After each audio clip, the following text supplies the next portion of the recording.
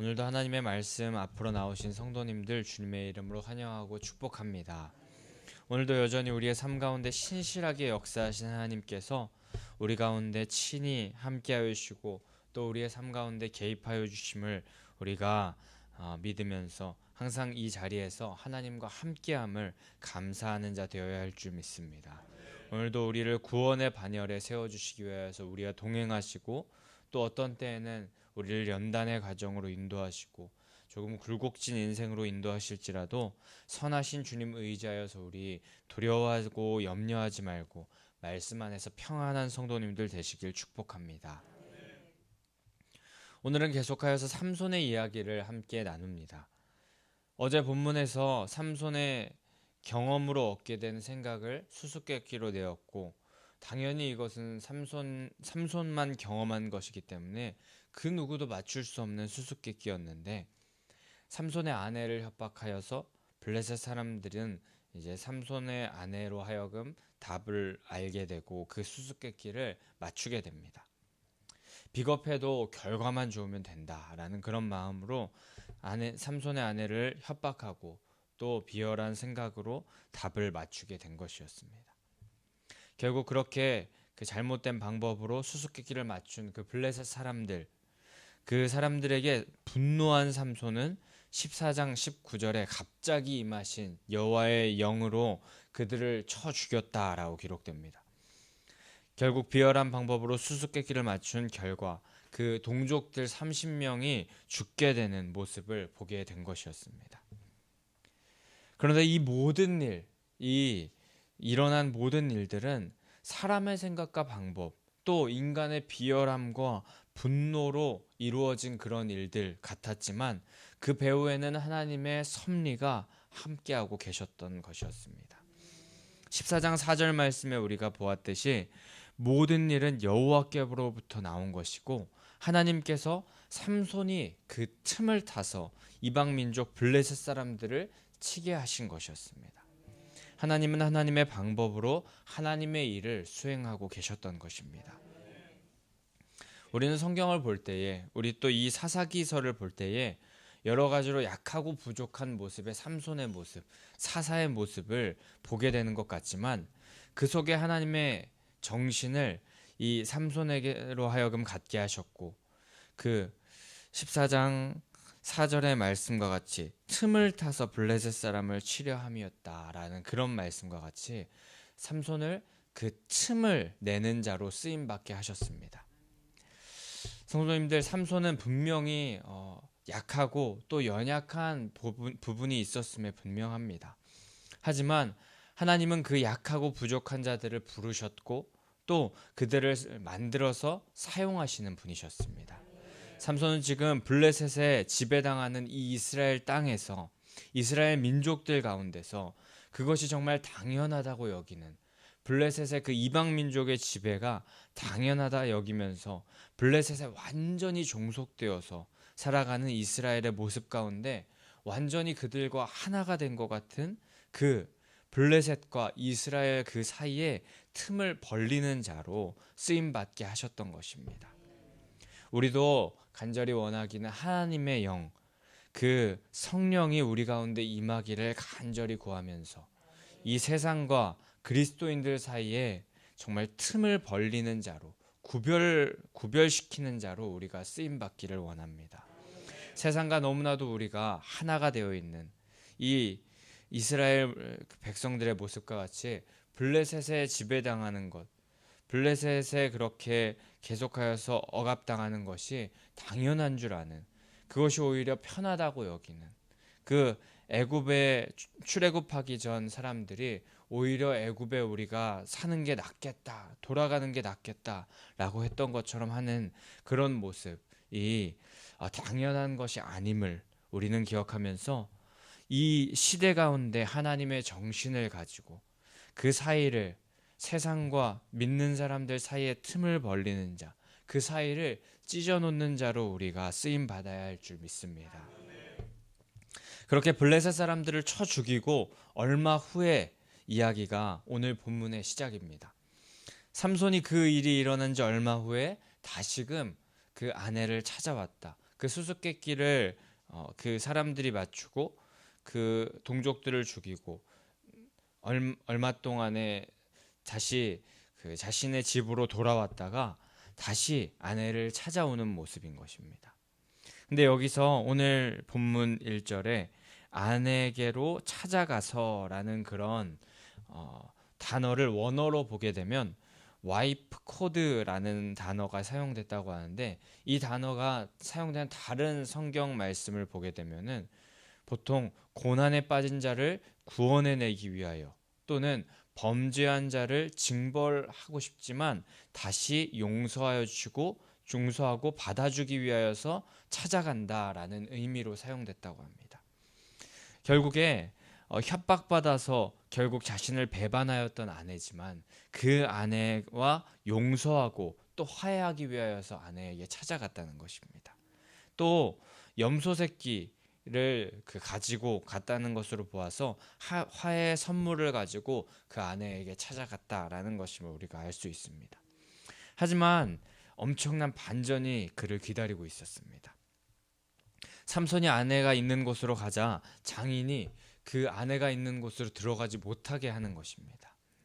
그러면서 하는 말이, 삼손, 너가 내 딸에게 심히 노하여서 집으로 돌아가니까 난 그것을 파혼으로 여겼다. 그리고 너의 아내를 다른 남자에게 시집 보냈다. 라고 그렇게 말한 것입니다.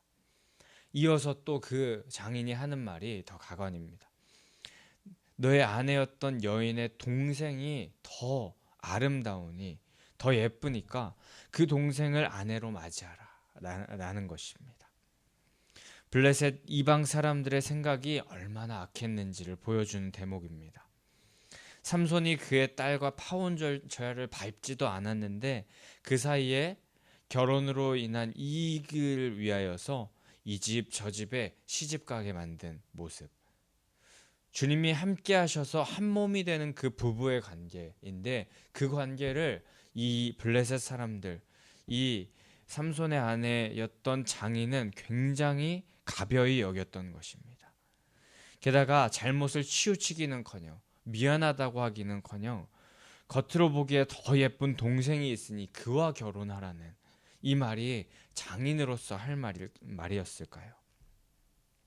저는 이 장인의 언행을 보면서 굉장히 화가 치밀었던 것 같습니다. 삼손의 분노를 가라앉히기 위하여 산다는 말이 더 아름다운 동생과 결혼하라고 한다니요. 그들은 결혼이 뭐라고 생각한 걸까요?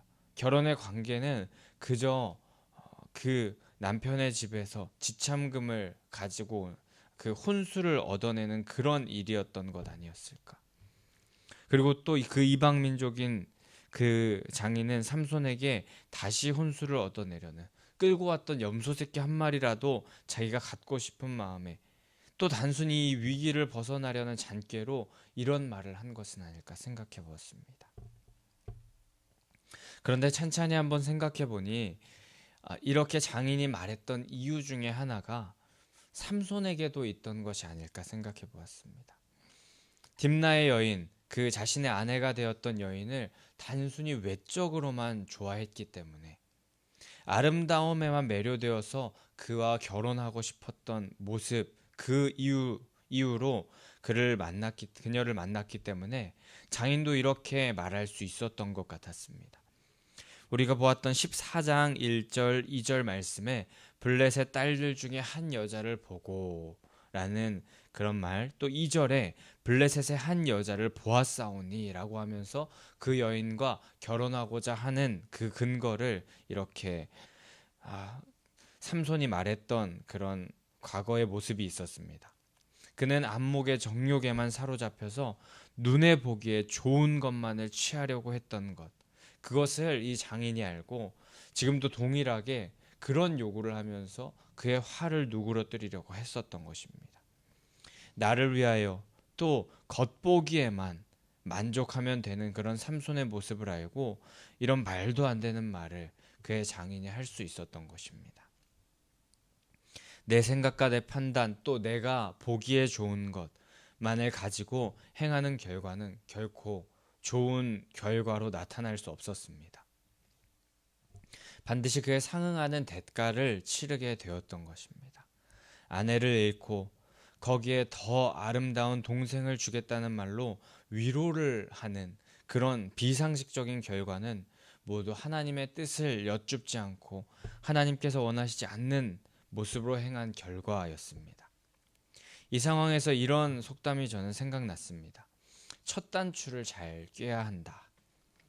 오늘 여러분의 삶 가운데 혹시 첫 단추를 잘못 꿰는 모습이 있다면 그 단추를 다 푸는 한이 있더라도 다시 첫 단추부터 다시 꿰시는 성도님들 되시기를 축복합니다. 첫 단추를 잘못 꿰면 그 다음에 단추는 당연히 잘못 꿰질 수밖에 없습니다. 하나님의 뜻대로 시작하고 하나님의 뜻대로 그 과정을 밟아나가며 또 하나님의 뜻대로 마무리하게 되는 성도님들 되시기를 축복합니다. 그러나 그런 장인의 말을 듣고 이 삼손은 기가 막혔던 것 같습니다.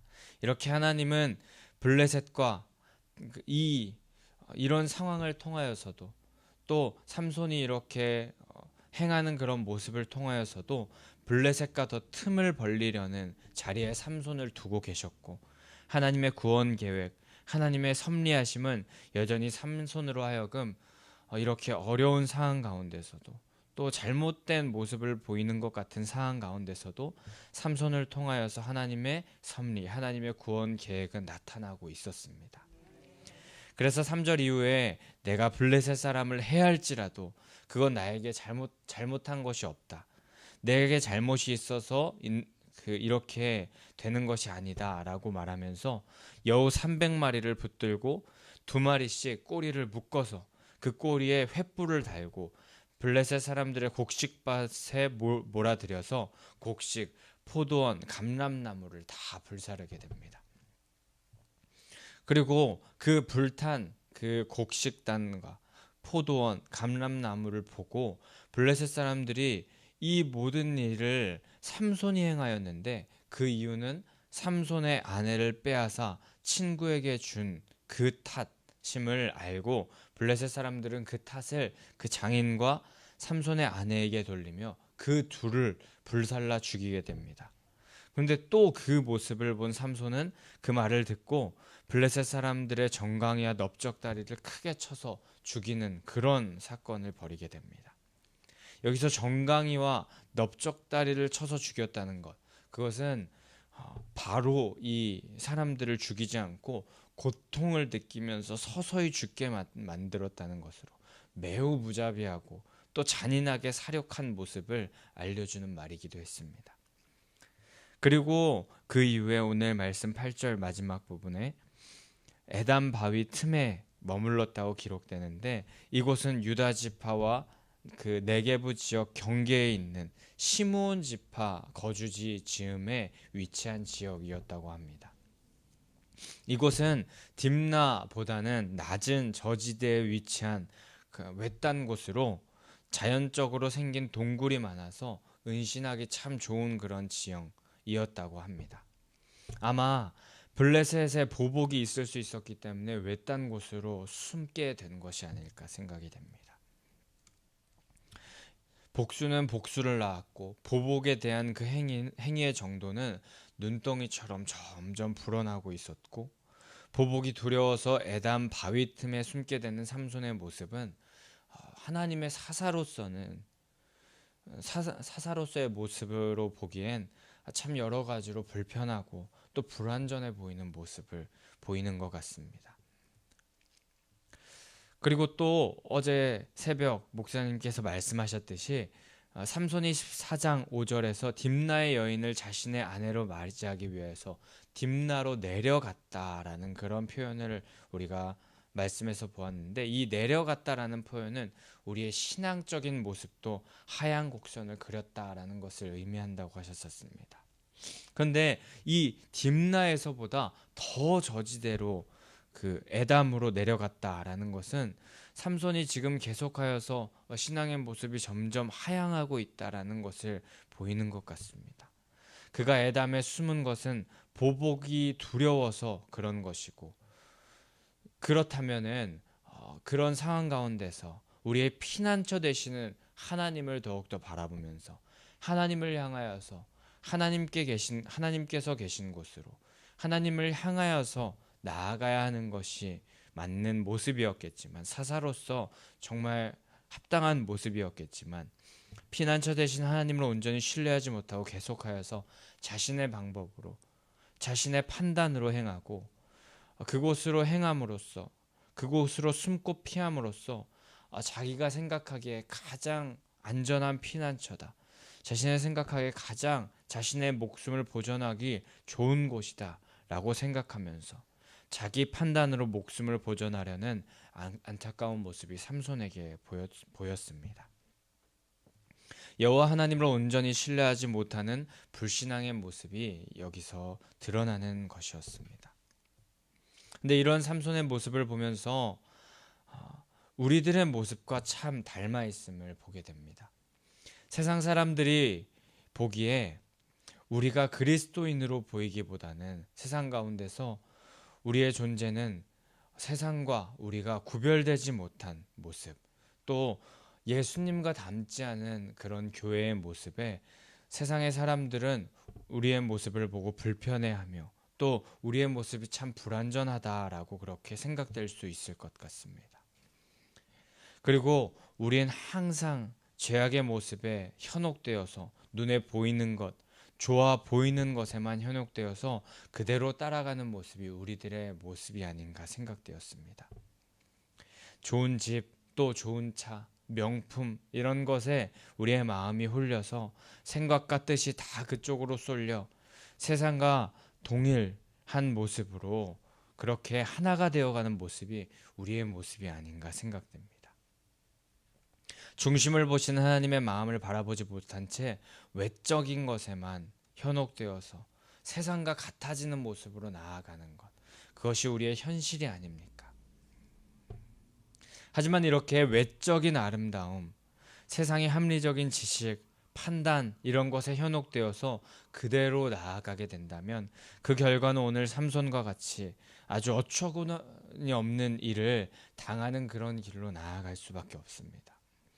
외적인 것만을 사랑하면서 세상과 같아지는 그런 방향으로 나아가다 보면 내적인 것은 전혀 돌보지 못하고 이 땅에서 겉으로 보기에만 좋아 보이는 그런 삶을 살았다면 영적으로는 죽음의 길로 가는 그런 꼴로 나아갈 수밖에 없습니다.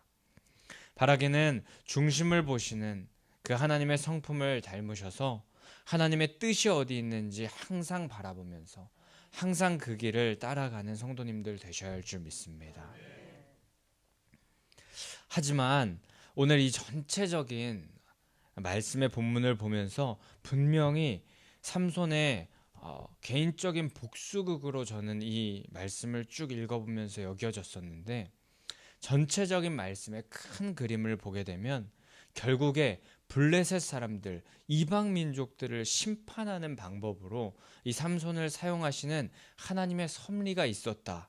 하나님의 그 전체적인 맥락 속에서 하나님께서 일하시는 모습이 보이는 것을 우리가 이 전체적인 맥락에서 볼 수 있게 되는 우리가 보게 됩니다. 서두에 말씀드렸듯이 블레셋 사람과 이스라엘 사람들이 계속 하나가 되는 모습을 보였던 것. 이후의 말씀을 보면서 이스라엘 사람들이 왜 블레셋 사람들에게 그렇게 행하였냐라고 하면서 그 삼손을 오히려 블레셋 사람들에게 넘겨주는 모습을 보면서 이스라엘이 계속 블레셋과 하나가 되려는 모습을 보이는데, 그런 상황 가운데서도 삼손은 계속하여서 하나님께서 이스라엘과 블레셋 사이를 그 틈을 내는 자로 사용하는 모습을 계속하여서 보게 되고, 또 하나님께서 그렇게 사용하시는 그 상황으로 이끄심을 우리가 보게 됩니다. 한 사람의 허물과 같은 그런 일조차 하나님께서는 하나님의 선한 뜻에, 하나님의 선한 일에 그 일을 이루시는 방편으로 사용하셨던 것입니다. 하지만 여기서 우리가 오해하지 말아야 할 것은 하나님께서 일부러 사람을 타락시키거나 또 악을 행하도록 부추기시는 것은 절대 아니라는 것입니다. 하나님께서는 하나님의 일을 행하기 위하여서 우리의 완전하지 못한 삶도 사용하시고 결국 하나님의 뜻을 이루어 가시는 것입니다. 그렇게 우리는 오늘 이 성경 전체 말씀하시면서 또 결국에 하나님의 선한 뜻을 이루어 가시는 모습을 보며 우리는 반드시 결단해야 할 텐데, 분명히 하나님은 선하신 뜻대로 하나님의 뜻을 이 세상 가운데서 이루신다는 것을 기억하면서 우리가 이 세상을 살아갈 때에 우리들은 가룟 유다처럼 악한 일, 하나님의 성품과 반대되는 일로 하여금 하나님의 일이 쓰임 받아서 심판의 자리에 놓이는 것이 아니라 하나님께서 원하시는 착한 일을 행하며 주님의 뜻을 여쭙고 물은 후에 행하는 모습으로 결국에 주님과 함께 낙원에 이르며 주님의 섭리 안에서 우리가 선하게 쓰임 받는 자들 다 되어야 할 줄 믿습니다. 결국에 하나님의 섭리 안에서 우리가 계속하여서 다들 살아가게 될 것이 분명한데, 이왕 우리가 쓰임 받게 된다면 선한 일꾼으로 선하게 쓰임 받는 것이 훨씬 낫지 않겠습니까?